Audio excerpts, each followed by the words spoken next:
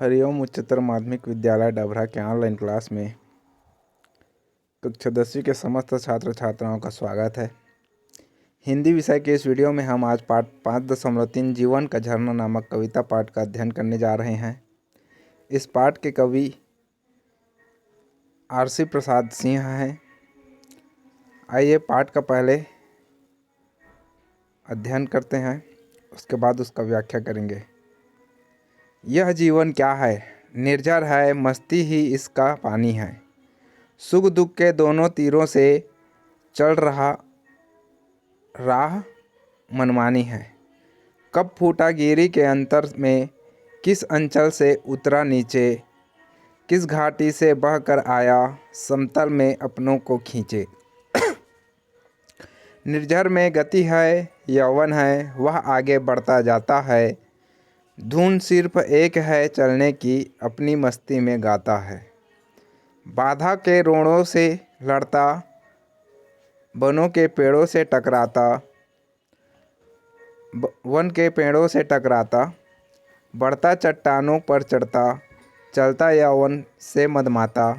लहरें उठती हैं गिरती हैं, नाविक तट पर पछताता है। तब यौवन बढ़ता है आगे, निर्झर बढ़ता ही जाता है। निर्झर में गति है, जीवन है, रुक जाएगी यह गति जिस दिन, उस दिन मर जाएगा मानव।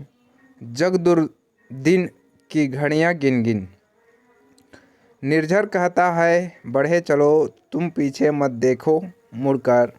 यौवन कहता है बढ़े चलो, सोचो मत क्या होगा चलकर। चलना है केवल चलना है, जीवन चलता ही रहता है। मर जाना है रुक जाना ही, निर्झर यह झरकर कहता है।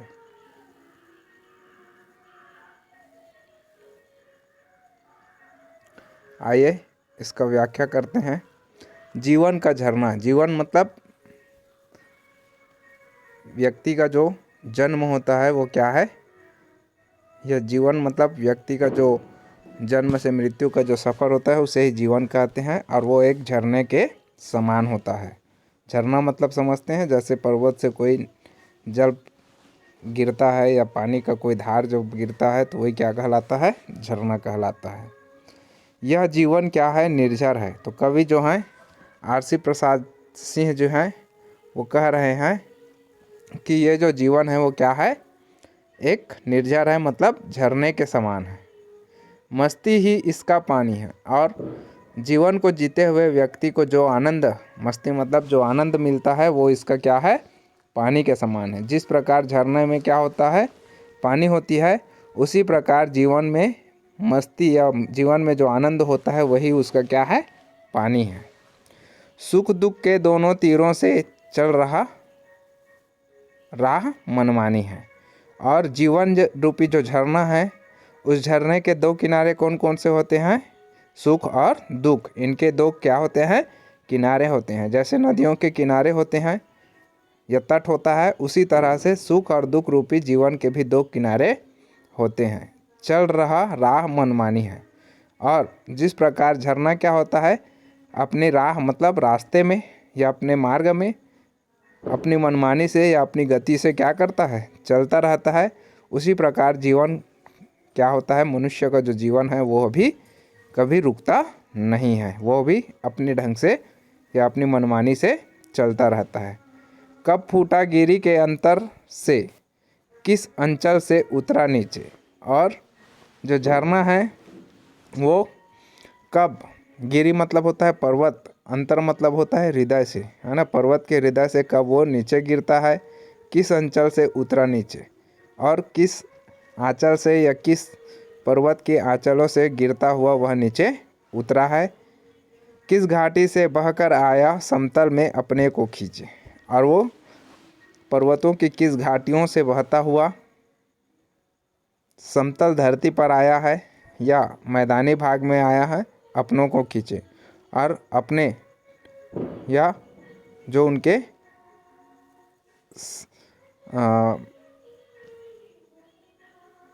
जो अपने उनके प्यारे हैं या जो उनके रिश्तेदार हैं, उनको अपनी ओर क्या कर रहे हैं, खींच रहे हैं या आकर्षित कर रहे हैं।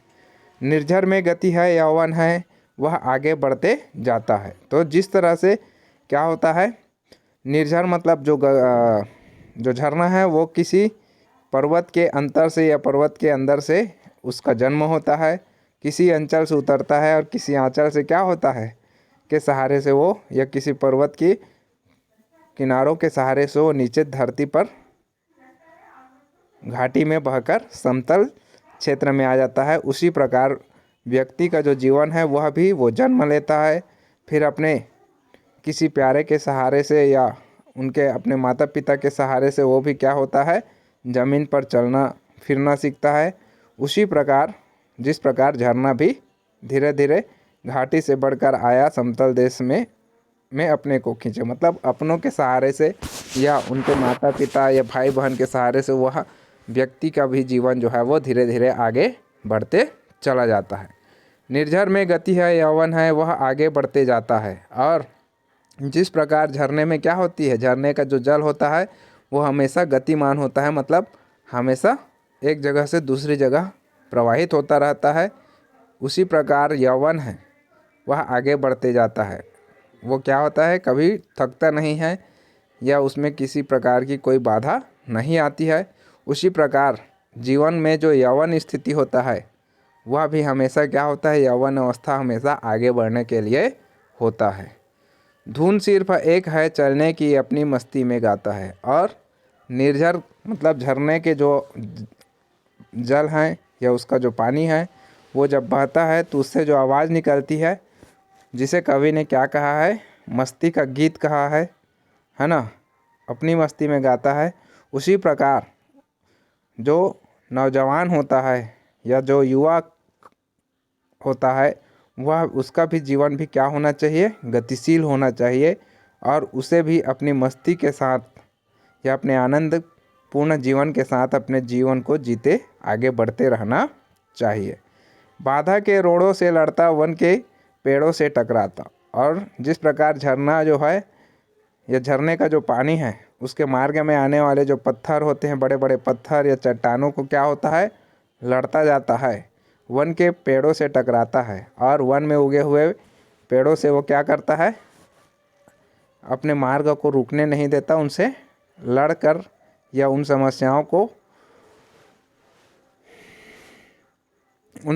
को झेल कर वो आगे बढ़ते रहता है। बढ़ता चट्टानों पर चढ़ता, चलता यौवन से मदमाता है। और हमेशा वो क्या हो जाता है, किसी एक जगह पर रुकना नहीं जानता। जिस तरह झरने का पानी, उसी प्रकार वो चट्टानों पर चढ़ जाता है, मतलब बड़े बड़े चट्टानों को उसके ऊपर से चढ़कर पार कर देता है, चलता यौवन से मदमाता है। और जिस प्रकार युवक, एक नवयुवक क्या होता है, अपने यौवन मतलब अपने आनंद के साथ या मदमाता अपनी खुशी के में झूमता हुआ जिस प्रकार से चलता है, उसी प्रकार जो झरने की जो जल है वह भी कभी रुकना नहीं जानता। उसी प्रकार हमें भी नवयुवकों को भी अपने जीवन में कभी भी हार, बड़ी बड़ी कठिनाइयों या कोई दुख के समय से हार नहीं मानना चाहिए। जिस प्रकार झरने का जल क्या होता है, उसके मार्ग में आने वाले पेड़, बड़े बड़े चट्टानों को लड़ता हुआ पार करता हुआ आगे मदमाता मतलब आनंद पूर्वक बहता चला जाता है। उसी प्रकार युवक को भी अपने जीवन में या किसी नवयुवक को अपने जीवन में आने वाली बड़ी बड़ी बाधाओं या समस्याओं या असफलताओं को दूर करते हुए अपने जीवन को आनंदपूर्ण आगे बढ़ते हुए जीना चाहिए। लहरें उठती हैं गिरती हैं, नाविक तट पर पछताता है। और जिस प्रकार क्या होता है, झरनों का जो जल होता है वो कभी उठती हैं और कभी गिर जाती हैं, मतलब उसमें उठने वाली जो लहरें हैं वो कभी बड़ी बड़ी हो जाती हैं और कभी लहरें समाप्त हो जाती हैं और नीचे गिर जाती हैं। नाविक तट पर पछताता है, और उसे देखकर जो तट मतलब नदी के किनारे या झरने के किनारे पे खड़ा हुआ जो नाविक है, जो नाव चलाने वाला व्यक्ति है, वो डर कर नदी में या झरने के जल में नहीं उतरता है, तो वह उन उठती गिरती हुई लहरों को देखकर डर जाता है और पछताते हुए मतलब डरता हुआ बैठा रहता है तो अपने जीवन में आगे या नदी में आगे नहीं बढ़ पाता और उसे समय के बीत जाने का पछतावा होता रहता है। तब यौवन बढ़ता है आगे, निर्झर बढ़ता ही जाता है। तब जो नवयुवक होता है उसे भी निर्झर के जल के मतलब झरने के जल के समान अपने युवा जिंदगी को हमेशा युवा जिंदगी में आने वाली समस्याओं से डरना नहीं चाहिए और उसे लड़ते हुए या उन समस्याओं का समाधान करते हुए उनको दूर करके हमेशा झरने की जल के समान आगे ही बढ़ते जाना चाहिए। यही संदेश कवि ने इन पद्यों में दिया है। आगे है, निर्झर में गति है, जीवन है, रुक जाएगी वह गति जिस दिन, उस दिन मर जाएगा मानव, जग दुर्दिन की घड़ियां गिन गिन। और निर्झर में क्या होता है? निर्झर मतलब झरनों में क्या होता है? झरने के जल में क्या होती है? गति होती है। जिस प्रकार हमारा जीवन क्या होता है? गतिशील होता है, उसी प्रकार हम निर्झर के जल में भी गतिशीलता होती है। रुक जाएगी यह गति जिस दिन, और जिस दिन क्या हो जाता है? झरने का जल कहीं जगह जाकर रुक जाता है, उस दिन क्या हो जाता है? वह जल सड़ जाता है ना, या खराब हो जाता है, दूषित हो जाता है। उसी प्रकार यदि मनुष्य क्या होता है? उस दिन मर जाएगा मानव, जग दुर्दिन की घड़ियां गिन गिन। जिस दिन मानव भी अपने जीवन में क्या हो जाता है? किसी समस्या या किसी बाधा के सामने हार मान लेता है तो उसकी जो जीवन है वो क्या हो जाती है? समाप्त हो जाती है। जग दुर्दिन की घड़ियां गिन गिन, और उसकी जीवन की मृत्यु हो जाती है। दुर्दिन मतलब होता है बुरे दिनों की, घड़ियां गिन गिन मतलब बुरे दिनों को याद कर करके उसके जो जीवन है वो समाप्त हो जाता है। निर्झर कहता है बढ़े चलो तुम पीछे मत देखो मुड़कर। और झरना जो है या झरने का जो जल है वो हमें क्या करता है? हमेशा एक संदेश देने का काम करता है कि व्यक्ति को अपने जीवन में हमेशा झरने के जल के समान या झरने के जल से व्यक्ति को अपने जीवन में एक सीख लेना चाहिए या एक सबक लेना चाहिए कि वो हमेशा आगे बढ़ते चले। तुम पीछे मत देखो मुड़कर। और जीवन में जो असफलता उसने प्राप्त किया है, मनुष्य ने उस असफलता को भूल कर झरने के जल के समान हमेशा आगे बढ़ते रहना चाहिए, उन सफलताओं को भूल जाना चाहिए। यौवन कहता है बढ़े चलो सोचो मत क्या होगा चलकर। और उसी प्रकार जो जीवन में युवक होते हैं, है ना, या युवकों का जो जीवन होता है वह भी हमेशा आगे बढ़ते चले जाने का क्या करता है? संदेश देता है। सोचो मत क्या होगा चलकर। और युवा जो जीवन होता है उसमें उन्हें यह सोचने का समय नहीं रहता कि आगे चलकर हमारा जीवन क्या होगा। यह सोचने का उनको समय नहीं रहता है और न ही उनको यह सोचकर डरना चाहिए। उन्हें हमेशा अपने मार्ग में आने वाली बाधाओं को लड़ते हुए हमेशा आगे की ओर बढ़ते रहना चाहिए। चलना है, केवल चलना है, जीवन चलता ही रहता है। और जिस प्रकार झरने का जल कहीं रुकता नहीं है या किसी जगह वह ठहरता नहीं है, उसी प्रकार युवक जो होते हैं या नौजवान जो होता है उसका जीवन को भी हमेशा क्या होना चाहिए? गतिशील होना चाहिए, उसे रुकना नहीं चाहिए। मर जाना है, रुक जाना ही निर्झर यह झरकर कहता है। और झरने का जल जिस तरह से किसी जगह मान लो वो बहना बंद कर देता है या एक जगह एकत्रित होकर ठहर जाता है तो वो क्या हो जाता है? सड़ जाता है। उसी प्रकार इस कविता के माध्यम से, जीवन का झरना कविता के माध्यम से आरसी प्रसाद सिंह जी यह संदेश दे रहे हैं हमारे देश के नौजवानों को कि जो युवा पीढ़ी हैं या जो जीवन में नवयुवक जो हैं वो उनको अपने जीवन में कभी भी रुकना नहीं है।